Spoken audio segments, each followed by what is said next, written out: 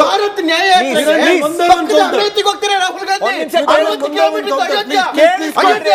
ಕೇಳಿಸ್ಕೊಡ್ರಿ, ಯಾರು ಹೇಳ್ತಾರೆ ಅಮೇಥಿಗೆ ಹೋಗ್ತಾ ಅಂತ ಪ್ರಶ್ನೆ ಕೇಳಿಸ್ಕೊಳ್ಳಿ.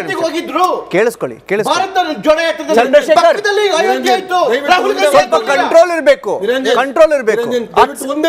30 ಸೆಕೆಂಡ್ ಕೌಂಟರ್ ಅಷ್ಟೇ ಸಾಕು. 10 ಸೆಕೆಂಡ್ ಕೊಡು. ಕೇವಲ ಒಂದು ರಾಮ ಮಂದಿರವನ್ನ ಕಟ್ಟಕ್ಕೆ ಎಷ್ಟು ಮಂದಿರಗಳನ್ನ ಕೆಡಿಸಿದ್ರು ಆ ಮೊಘಲರು ಕೇವಲ ರಾಮ ಮಂದಿರ ಅಲ್ಲ, ಹಿಂದೂಗಳ ಮಂದಿರ,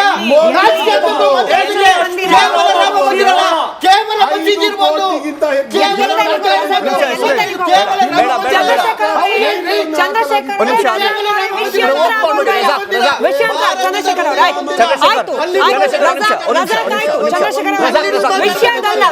ಚರ್ಚೆ ಮಾಡ್ತಿರೋದಲ್ಲ, ಚುನಾವಣೆ ಮೇಲಿನ ಪರಿಣಾಮ.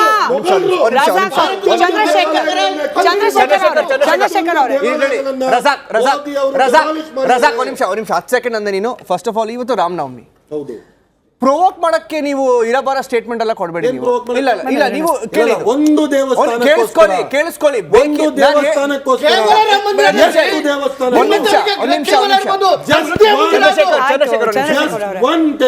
ಜಸ್ಟ್ ಒನ್ ಅಲ್ಲ, ನಿಮಿಷ ಕೇಳಿ.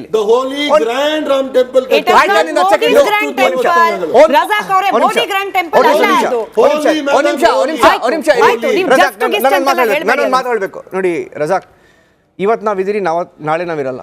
ಇವತ್ತು ಮೋದಿ ಅವ್ರು ಇದ್ದಾರೆ, ನಾಳೆ ಅವ್ರು ಇರಲ್ಲ. ರಾಮ ಮಂದಿರ ಇರುತ್ತೆ, ಕೇಳಿಸ್ಕೊಳ್ಳಿ ಒಂದು ನಿಮಿಷ ಆಯ್ತಾ. It is not just just one temple. Don't mistake me. Don't mistake me. I'm saying for the sake of one temple, how many temples?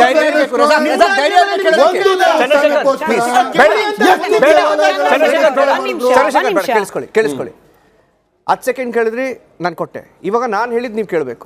Okay, it is not just Ram temple. It is don't mistake my message. wait. It is the Ram temple for us. Grand. Don't ridicule. ಕೇಳಿಸ್ಕೊಳ್ಳಿ. ಎರಡನೇದು, the number of tourists in Ram Mandir ಒಂದು ವರ್ಷದಲ್ಲಿ will be more than the number of tourists. will be ಅಲ್ಲ, ಇವತ್ತು ಮಾತಾಡಿ. ಇವತ್ತು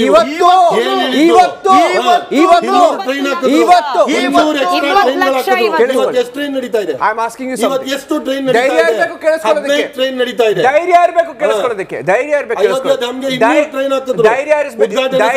ಕೇಳಿಸ್ಕೊಳ್ಳೋದಕ್ಕೆ. It is not between you and me Razak. ನಾನು ಹೇಳ್ತೇನೆ ಆ ತರ ಅದು ಆ ಟೋನ್ ಯೂಸ್ ಮಾಡಬೇಡಿ. It is not right. It is not right. It will be the world. ನಿಮ್ಮ ಕ್ಲೇಮ್ಸ್ ಕೇಳಿಸ್ಕೊಳ್ಳಿ. ಮದೀನಾ ವ್ಯಾಟಿಕನ್ ಗಿಂತ ಜಾಸ್ತಿ ಟೂರಿಸ್ಟ್ ಬರ್ತಾರೆ. Yes. It is a fact. ಮದೀನಾಗಿಂತನೂ ಜಾಸ್ತಿ ಟೂರಿಸ್ಟ್ ಇರೋದು. ನಾನು ಅದನ್ನೇ ಹೇಳ್ತೀನಿ. ಸ್ಪೀಕರ್ ಎಕೋ ಮಾಡಬೇಡಿ. ನಾನು ಏನು ಹೇಳ್ತೇನೆ, ಸ್ಪೀಕರ್ ಸೌಂಡ್ ಎಫೆಕ್ಟ್ ಬೇಕಿಲ್ಲ ನನಗೆ. ಅರ್ಥ ಆಯ್ತಾ? ಬಿಟ್ಬಿಡಿ. Don't divert the subject. ಅದೆಲ್ಲ ನಮ್ಮ debate properly. No, I don't want to. I made my point. ನಾನು ಹೇಳಿದಾಯ್ತು. ಬದ್ರುದ್ದೀನ್ ಅವರ ಪ್ರಶ್ನೆ. Will come back.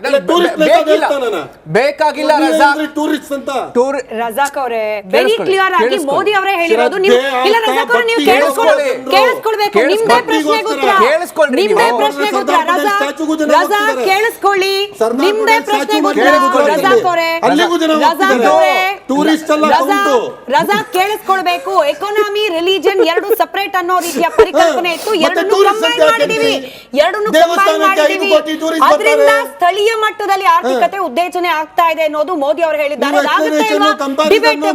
ಅದಾಗುತ್ತೋ ಇಲ್ವೋ ಡಿಬೇಟೇಬಲ್, ಬಟ್ ಆಗೋದೇ ಇಲ್ಲ ಅಂತ ಜಡ್ಜ್ ಮಾಡಕ್ ನೀವು ಯಾರಲ್ಲ, ನಾವು ರಿಲಿಜಿಯಸ್ ಟೂರಿಸಂ ಅನ್ನೋದಕ್ಕೂ ಕೂಡ ಅಸ್ತಿತ್ವ ಈ ನೆಲದಲ್ಲಿ ಇದೆ. ಆಯ್ತಾ?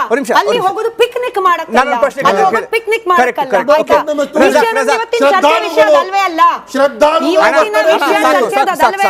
ಸಾಕು ಪ್ರಶ್ನೆ ಬದ್ರುದ್ದೀನ್ ಅವ್ರಿಗೆ ಸಾಕು. ಓಕೆ ಬದ್ರುದ್ದೀನ್ ಅವರೇ, ಈಗ ಈ ಎಲೆಕ್ಷನಲ್ಲಿ, ಐ ಮೀನ್ 2009ರಲ್ಲೂ ಆಯಿತು, 2014ರಲ್ಲೂ ಆಯಿತು, ಬಟ್ ಈ ಎಲೆಕ್ಷನಲ್ಲಿ ಕನ್ಸಾಲಿಡೇಷನ್ ಆಗ್ತಿರೋದು ನೋಡಿದ್ರೆ BJP ಕ್ಲಿಯರ್ ಆಗಿದೆ. ನಮಗೆ ಹಿಂದೂ ವೋಟ್ಸ್ ಬೇಕು, ಹಿಂದೂ ಮತಗಳು ಬೇಕು ನಮಗೆ. ಕಾಂಗ್ರೆಸ್ಸು ಕ್ಲಿಯರ್ ಆಗಿದೆ, ನಮಗೆ ಎಲ್ಲ ಮುಸ್ಲಿಂ ವೋಟ್ಸ್ ಬೇಕಂತ. ಬರೀ ಫೈಟ್ ಇರೋದು ದಲಿತ್ ವೋಟಿಗೆ. ನಿಮಗೇನು ಅನ್ಸುತ್ತೆ? What is your analysis of this? ಈಗ ನೋಡಿ ಮಧ್ಯ ಮಾತಾಡಬಾರ್ದು. ಟೂರಿಸ್ಟ್ ಅನ್ನೋ ವಿಚಾರಕ್ಕೆ ಬಂದಾಗ ಒಂದು ಕ್ಲಾರಿಫೈ ಮಾಡಿ.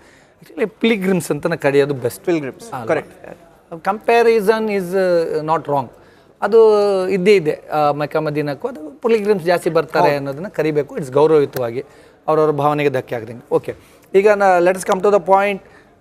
ಕಾಂಗ್ರೆಸ್ನವ್ರದ್ದು ನೀವು ಇತ್ತೀಚೆಗೆ ನೀವು ಗಮನಿಸಿದ್ದೀರಿ, ಕಾಂಗ್ರೆಸ್ನವ್ರು ಏನಾದರೂ ಹಿಂದೂ ರಿಲಿಜಿಯಸ್ ವಿಚಾರಗಳನ್ನ ಭಾಳ ಸಾಫ್ಟಾಗಿ ಮಾತ್ರ ಮೃದು ಹಿಂದುತ್ವ ಅಂತ ಕರಿತಾ ಇದ್ದೀವಿ. ಯಾಕೆ ನಿಮ್ಮದು ಮೃದು ಹಿಂದುತ್ವ ಅಂತ ಅಂದರೆ, for example D K Shivakumar ಅವ್ರ ಬಗ್ಗೆ ಎಲ್ಲ ನಾವು ಕೇಳಿದ್ದೀವಿ. ಯಾಕಂದರೆ ಅವರು ಕೂಡ ಹಿಂದೂಗಳ ಭಾವನೆಗೆ ಧಕ್ಕೆ ಆದರೆ ಎಲ್ಲಿ ನಮಗೆ ಮತಗಳು ಬ್ಯಾಕ್ಫೈರ್ ಆಗುತ್ತಾ ಅಂತ ಭಾಳ ಎಚ್ಚರಿಕೆ ಹೆಜ್ಜೆಯನ್ನು ಇಡೋದನ್ನು ನಾವು ಗಮನಿಸಿದ್ದೀವಿ. ಇದು ಸಹಜವಾಗಿ ಮೂಲಭೂತವಾದಿ ಮುಸಲ್ಮಾನರಿಗೆ ಅವರ ಕಣ್ಣು ಕೆಂಪಗಾಗಿದ್ದು ಕೂಡ ನಿಜ. ಯಾಕೆ ನೀವು ನಮ್ಮ ಬಗ್ಗೆ ಯಾಕೆ ಗಟ್ಟಿಯಾಗಿ ನಿಲ್ತಾ ಇಲ್ಲ ಅಂತ ಹೇಳ್ತಾ ಇದ್ದಾರೆ. ನೀವು ಹೇಳ್ದಂಗೆ ಹಿಂದೆ ಇದ್ದಷ್ಟು ಸ್ಟ್ರಾಂಗ್ ಆಗಿ ನೀವು ಹೇಳ ಹಿಂದೂಗಳ ಪೂರ್ಣ ಪ್ರಮಾಣದ ಮತ ನಮಗೆ ಬರ್ತಾ ಇದೆ. ಈಗ ಎಲ್ಲರೂ ಬೇಕು, ಸಬ್ಕಾ ಸಾಥ್ ವಿಕಾಸ್ ಸಬ್ಕಾ ವಿಕಾಸನ್ನು ಕೂಡ ಪ್ರಯತ್ನ ಮಾಡ್ತಾ ಇದ್ದಾರೆ. ಒಂದು ವೇಳೆ ಈ ಬಾರಿಯ ನಾನು ಒಬ್ಬ ಸಾಮಾನ್ಯ ಪ್ರಜೆಯಾಗಿ ಗಮನಿಸುವುದಾದರೆ, ಎರಡೂ ಪಕ್ಷಗಳ ಪ್ರಣಾಳಿಕೆಗಳನ್ನ ಗಮನಿಸಿದಾಗ ಭಾರತೀಯ ಜನತಾ ಪಾರ್ಟಿ ಗೆ ಆತಂಕ ಇರುವಂಥದ್ದು ಈ ಬಾರಿ ಚುನಾವಣೆಯಲ್ಲಿ ಸಂವಿಧಾನದ ತಿದ್ದುಪಡಿ ಮಾಡ್ತಾ ಇದ್ದಾರೆ ಅನ್ನೋ ಬಂದಿರೋಂಥ ಆತಂಕ, ಮತ್ತು ಏನು ಜನಗಣತಿ ಅದು ಎರಡು ಥ್ರೆಟ್ ಇದೆ. ಅದನ್ನು ಕಾಂಗ್ರೆಸ್ ಜಾಸ್ತಿ ಹೇಳ್ಕೊ ಹೋಗ್ತಾ ಇದೆ, BJP ಇದನ್ನು ಮಾತಾಡ್ಕೊ ಬರ್ತಾ ಇದೆ ಪರ್ಯಾಯವಾಗಿ.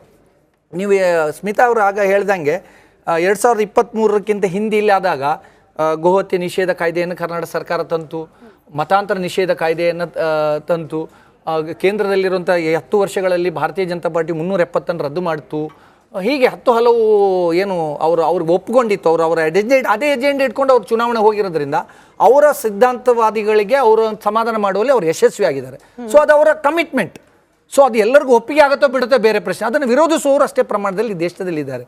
ದಲಿತ್ಸು ಮತ್ತು OBCಗಳಿಗೆ ಈಗ ಏನು ಔಷಧಿ ಅರಿಬೇಕು ಅಂದರೆ, ಯಾರು ಭಾರತೀಯ ಜನತಾ ಪಾರ್ಟಿಯವರು ಅವ್ರು ಪೂರ್ಣ ಪ್ರಮಾಣದಲ್ಲಿ ನಿರಂಜನ್ ಹೇಳ್ದಂಗೆ ಬರಬೇಕು ಅಂದರೆ, ಜಾತಿ ಗಣತಿಯಿಂದ ನಿಮಗೆ ಪ್ರಯೋಜನ ಇಲ್ಲ, ನಿಮ್ಮ ಹಿತ ನಾವು ಕಾಪಾಡ್ತೀವಿ ಅನ್ನೋದು ಏನಂತಾರೆ ಒಂದು ಭರವಸೆ ಸಿಗಬೇಕು. ಅದಕ್ಕೆ ಒದ್ದಾಡ್ತಾ ಇದ್ದಾರೆ ಭಾರತೀಯ ಜನತಾ. ಸಂವಿಧಾನ ತಿದ್ದುಪಡಿ ಇದೆಯಲ್ಲ, ಅದು ಆ ಹೇಳಿಕೆ ಮೋದಿ ಅವರು ಹೇಳಿದ್ರು ಸಂವಿಧಾನ ಯಾರೋ ಅಂಬೇಡ್ಕರ್ ಮತ್ತೆ ಬಂದ್ರು ತಿದ್ದುಪಡಿ ಮಾಡೋಕ್ಕಾಗಲ್ಲ ಅಂತ ಅವ್ರು ಹೇಳ್ತಾ ಇದ್ದಂಗೆ ಮತ್ತು 3 ಅವರ MP ಹೇಳ್ತಾ ಮುಜುಗರ ತರ್ತಾ ಇದ್ದಾರೆ. ಅದು ಎರಡು ಥ್ರೆಟ್ ಇದೆ. ನಿರಂಜನ್, ದಲಿತರು ಮತ್ತು OBCಗಳ ಮತಗಳನ್ನ ಕನ್ಸಾಲ್ಡೇಟ್ ಮಾಡಲಿಕ್ಕೆ ಈ ಚುನಾವಣೆಯಲ್ಲಿ ಕನ್ಸಾಲ್ಟೇಷನ್ ಬಹಳ ಕಷ್ಟ ಆಗ್ಬೋದು. ಯಾಕಂತ ಹೇಳಿದ್ರೆ ಕಾಂಗ್ರೆಸ್ ಒಂದು ಹೆಜ್ಜೆ ಮುಂದೆ ಹೋಗಿ BJPಗೆ ಸಾಕಷ್ಟು ಡ್ಯಾಮೇಜ್ ಮಾಡಿದೆ, ಸಂವಿಧಾನ ತಿದ್ದುಪಡಿ ಮಾಡ್ಬಿಡ್ತಾರೆ ಅದಕ್ಕೆ ಪೂರಕವಾಗಿ BJP MPಗಳು ಕೂಡ ಹೇಳಿದ್ದಾರೆ. OBC ಇದನ್ನು ಕ್ಲಾರಿಟಿ ಇಲ್ಲ, BJP ಅವರು ಅಷ್ಟೊಂದು ಅಗ್ರೆಸಿವ್ ಆಗಿ ಹೋಗ್ತಿಲ್ಲ. ಆ OBCಗಳು ಹಿಂದೂಗಳ ಜೊತೆಯಲ್ಲೇ ಬರೋದ್ರಿಂದ ನಮ್ಗೆ ಹಿಂದೂಗಳ ವೋಟ್ ಬರುತ್ತೆ ಅನ್ನೋ ಭ್ರಮೆಯಲ್ಲಿ ಇದ್ದಾರೆ. ಜಾತಿ ಸಮೀಕರಣದ ಬಗ್ಗೆ ಆಯ್ತು. ಈಗ